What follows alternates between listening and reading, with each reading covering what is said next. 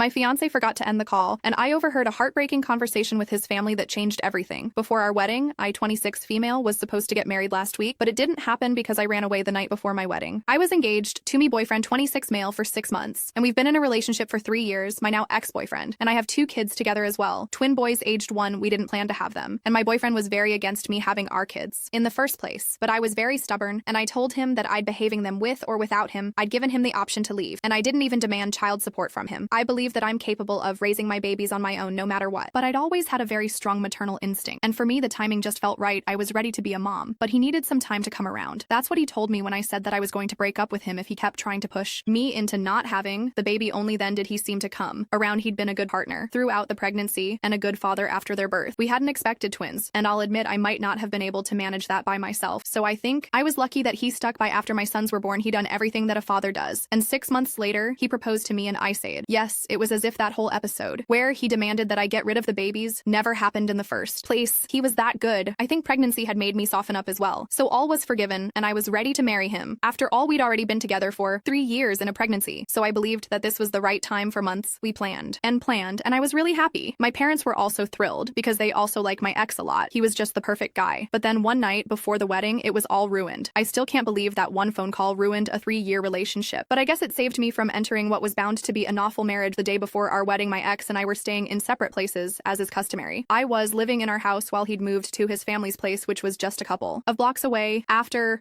dinner, he called me to remind me that he loved me and that he couldn't wait to marry me, and that got me really emotional. We had a moment while we were on call, and then we said our goodbyes, and I waited for him to hang up. Fortunately, or unfortunately, he forgot to hang up. I think he must have not clicked the screen hard enough, which is a common habit of his. I stayed on the line as well because I'd heard his father speak to him, and just out of curiosity, I decided to eavesdrop on their conversation because his dad had just asked my ex if he was talking to me while saying yes to his dad. My ex sounded really dejected and distant, and I could sense that something was off. The conversation that happened next still plays in my head on a loop. Even though a whole week has passed, his dad then asked him if he still felt the same way as he did 2 days ago, and he said yes then. His mother joined the conversation as well and told him that no matter how he felt, he needed to go through with the wedding. My boyfriend seemed to flare up a little and told them that he would do whatever he wanted to, and they couldn't push him around like this, to which his dad replied, saying that they couldn't force him to marry someone he didn't love, but they could cut him out of their will, so the choice was his. His mother then proceeded to lecture him about how now that he was a father, he needed to grow up and be responsible. It was bad enough that he'd had kids before marriage, but he could still save the situation by getting married instead of continuing to postpone it, because he didn't feel ready. If he was ready to have kids, he was ready to get married and commit. That's what his mother said, and his dad agreed. My ex started talking about how this wasn't fair because he was literally being coerced into marrying me even though he was far from ready, just so that he wouldn't be cut out of their will. He told them they were being very unfair and started complaining about how nobody in his life ever seems to care about whether he's ready for milestones or not, and he always ends up having to deal with stuff he's not prepared for. I didn't care whether he was ready to be a father or not, and neither did his parents, who forced him to stay with me in spite of the fact that the idea of kids terrified him, and now they were even pressuring him into getting married. Although Hestel didn't feel ready, he complained about how unfair we were all being to him, and then I guess he stormed out and left his phone in the room. His parents continued to discuss how irresponsible their son was being, and that's when he hung up. I was stunned and didn't have any idea what to do next. My boyfriend had only agreed to marry me and stay with me because his parents had threatened to cut him out of their will. That was definitely something I wanted to learn the night before we were supposed to get married. I couldn't even make sense of it for the next couple of minutes. Nothing about his behavior could have told me that he wasn't ready. Yes, we did have that argument when I found out I was pregnant initially, but after that, he'd always been a good boyfriend and father. So I literally had no idea that these were his true feelings. He definitely was a fabulous actor. I have to give him that. Once I managed to pull myself together, I decided to make a run for it. Thankfully, my kids were with me, and so I got into my car and drove to a hotel a little out of town. It was kind of late by the time I got there, and my kids were getting fussy, so I put them back to sleep, blocked my boyfriend and his family without any explanation, and that was it. I cried the entire night now that I knew that this past year had been nothing but a huge lie. And then finally, I fell asleep at around 400 in the morning. The wedding venue and everything else had been covered by my ex's parents, but they were loaded, so I didn't worry about the money that was being wasted. After all, this was all their idea, so the 3 of them could suffer the consequences I was out of. There, before I had gone to sleep, I texted all my friends and family that the wedding was off, and I'd explain everything later, and didn't give out any other details. I knew that they'd be anew at the wedding as well, because I'd made it very clear that I didn't want them to go anywhere near my ex or his family, and didn't want them to reach out to them or respond to them either, and I trusted my people, so I knew they'd do what I asked them to. Without questioning it, I spent the day that I was supposed to get married in the hotel itself, eating away my feelings and playing with my sons since they were the only people I wanted around me at that time. I was devastated and heartbroken, but I had to put up a strong front for their sake, so that's what I did. After a day off, I decided to go back home to collect my things and move out of that house. I dropped my kids off at my parents' place before that, and when I finally showed up a day later, my ex reacted just the way I'd expected him to. He looked like he hadn't slept and seemed very panicky and concerned, and I still don't know how much of it was genuine and how much of it was an act. Hesked me where I'd been and told me that he'd been worried sick about me. Without waiting for me to say anything, he then launched into his story about how he and his family had waited for hours the day before he said that whatever I'd done was just unacceptable and that I owed them all an explanation and a public apology, since cold feet were not an excuse to humiliate him and his family. This way I didn't say much. I just told him that I'd overheard the conversation that he'd had with his parents the other day. He looked confused for a few seconds, and then when he finally realized what I was referring to, he had the good sense to look ashamed I didn't bother to explain or even talk to him after I said that I went into the house while he waited out in the yard, collected the essentials, and left without another word. I had nothing to say to him, honestly. He did what he felt was right, and now I was doing what I thought was right. I wasn't even interested in being a wife anymore. I just wanted to be a mother now, and a good one. That was almost a week ago, and we didn't speak after that, so I thought that this was the end for us. I had nothing to say to him, and he didn't either. That's what I'd thought. But a few hours ago, he showed up at my parents' place begging to speak to me. By now, I've obviously told my parents what had happened, and all my close friends know as well, so they were skeptical to let them in, but I agreed to speak to him one last time. I didn't want to let him in case we ended up fighting and screaming at each other because the babies had just fallen asleep, and I didn't want to wake them up, so we talked in the front yard itself. He apologized to me for everything that he put me through and told me that he really does love me, even though he doesn't feel ready to marry me. Yet he also said that he loves the kids as well, and in spite of everything that he said that night, he still wants to be part of our lives. I didn't know what to say to that, or even if I could trust him, since he'd been lying to me and putting up such an act for almost a year, so it was natural for me to have my doubts, but I said that I would think about what we should do next. He doesn't want to break up yet, but still wants to work things out and give us a second shot without the interference of his parents, is what he said. I honestly don't know what to say to him. I would like my kids to have a relationship with their dad growing up, but I just can't trust him right now. As for myself, I really could do with a break because this week has been crazy and not in a what if I decide not to give our relationship a second chance? Update 1. Hey guys, I know it's been a while, but I've been very busy with work and kids and moving out, so I haven't had the time to update you. All the support that has been poured in has been overwhelming, and I truly am grateful that so many people have shown me such love. I really am so very thankful for all the advice that I've received, since it's all been of great help to me. Yes, I've spoken to a lawyer regarding the custody arrangement. Want full custody of my kids because I've decided that I don't want to get back with my ex. Some people started sending me hateful messages and accusing me of being a selfish mother just for considering getting back with him, which was stupid and judgmental. I'm a mother, but I'm also a human being, and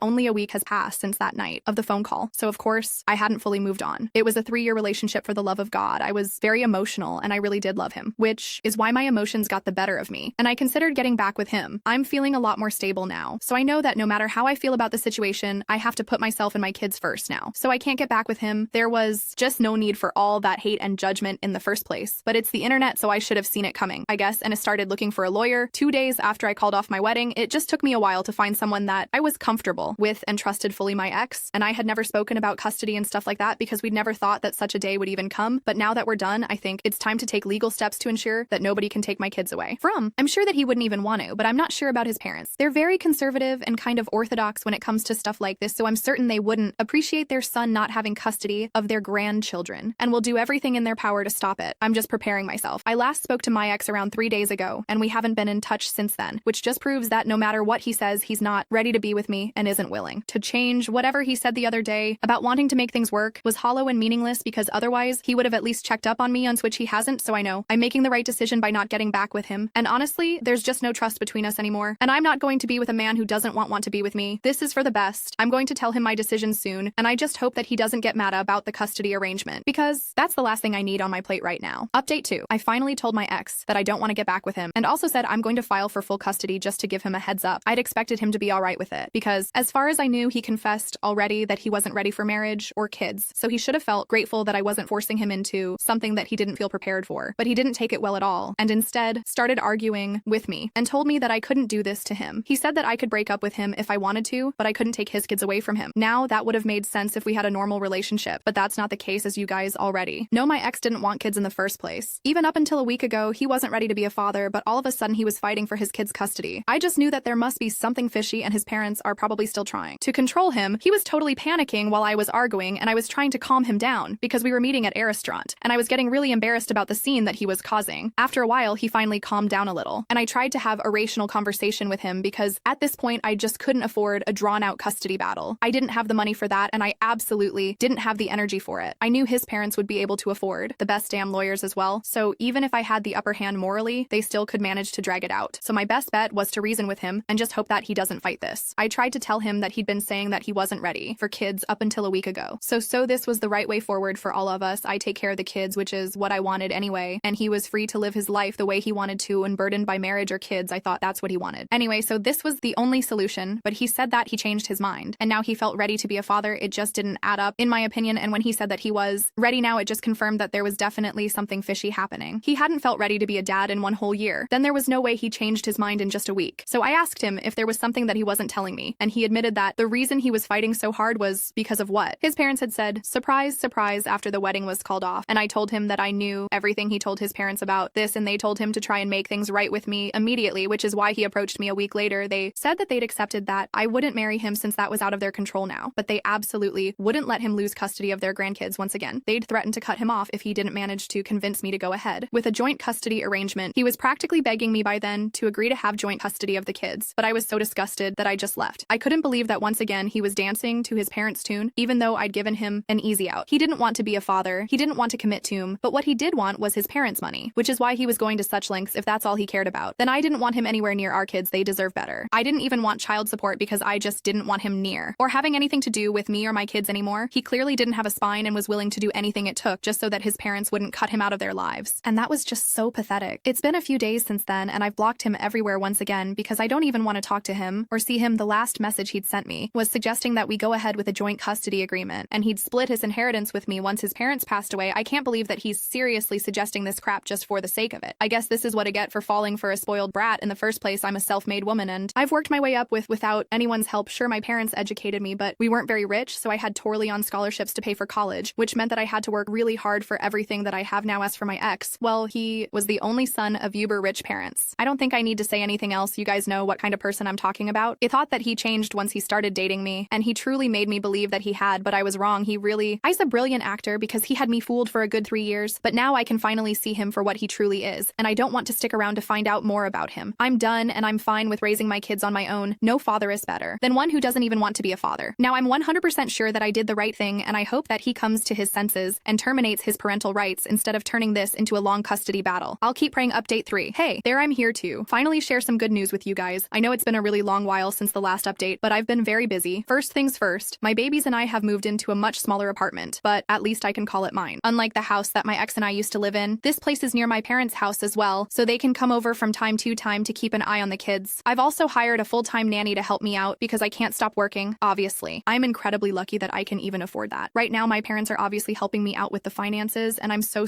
grateful for it. I know they didn't see this coming, and neither did I, but they're doing their best. And I'm really glad that I have such loving and supportive parents. Coming to the part that I know people are most interested in, my ex. So yeah, he signed away his parental rights. I don't know what came over him and what changed, but my best guess is that he decided to finally stand up to his parents, or maybe his parents just gave up. One of my friends told me that he's moved out of the house he used to live in, so I'm guessing it's the former. He apologized to me a few days back once more and said that he wanted to give me money as compensation, but I wasn't about to take money from my ex-boyfriend. I know a lot of you going to say that this was a stupid move, but I don't really care. I wasn't kidding when I said that. I didn't want anything to do with him anymore. I forgave him, but that doesn't mean that I have to accept any form of compensation from him. I just wanted to move on, and my parents and I are perfectly capable of raising my kids without his help. So I texted him back saying that it was all right, but I'd appreciate it if he didn't contact me anymore, and he's respected that. So far, right now, I'm only focused on my kids and giving them the best life that I possibly can. I have no time to be sad or angry at my ex anymore, and I just want to be a good mother to my kids. That's it.